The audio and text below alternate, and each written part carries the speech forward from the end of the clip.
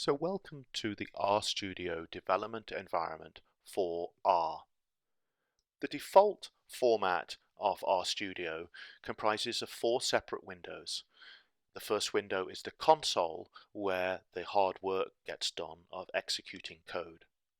However, we can write code up here in a script window, in which case our code is not implemented until we decide to run it. And one way to run it is to simply press on this button of the highlight code. On the right hand side, what we have is the global environment, which describes the nature of all of the variables that we have defined and allows us to import datasets very easily. And down beneath we have a plotting area where the particular output of relationships can be plotted out, and we'll see that in use later on. We can also use it to get help about particular functions in R. So let's begin by writing directly into the console.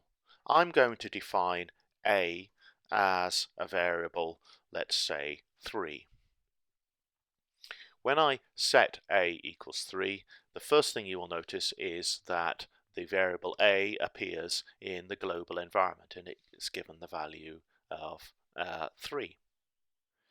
Down beneath in the console, I'm going to simply say, well, what is a? And one way to ask that is to simply type in a, and we will get the answer 3. Now, we could equally have written some code in the script area. So if I go a plus 2 times a, then if I press return, nothing will happen. You will see that nothing has arrived here in the console. However, if I run this particular code, as you will see here from highlighting and run, then what we see is a plus 2 times a, which is of course 3 times a, which is 9. Now let's do something a little bit more sophisticated. Up here in the script editor, I'm going to define x as a variable, and the variable will actually be a vector. So instead of x taking a single number, it will actually in this case take 10 separate numbers.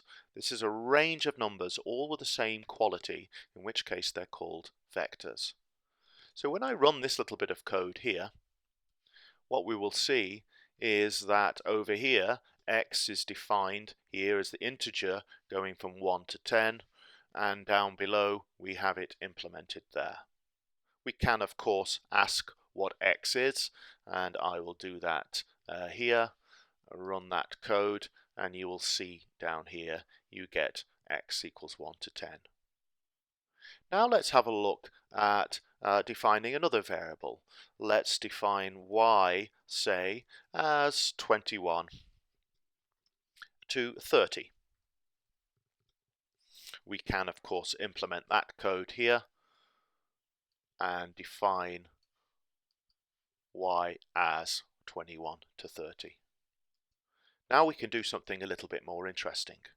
Let's plot that relationship out between x and y.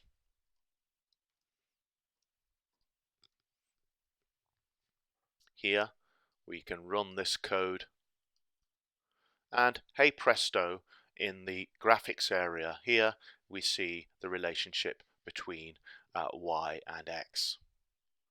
However, let's see if we can get some help about plots, because it may not be entirely apparent how to change these labels here.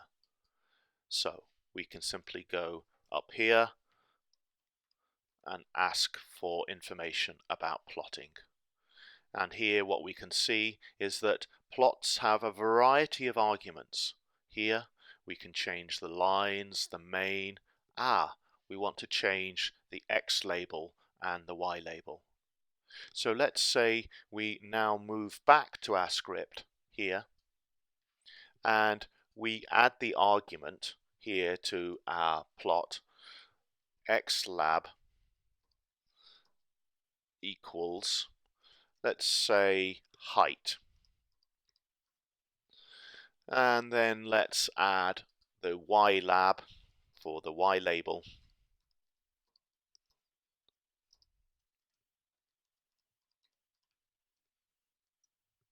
and we'll run that now again. Now what you will see is that we get a nice graph, but this time with height and weight as our individual axes. The nice thing is that we can save these images either as PDFs or as a variety of different formats, copy to the clipboard and copy into our individual programs or scripts that we are writing. Okay, now let's have a look at how we might save all this. Of course, we've got a history. We know what's happened to our individual analyses here. We've got all of these different windows.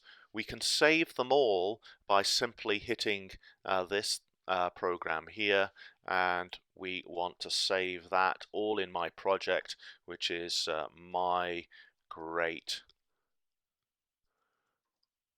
work.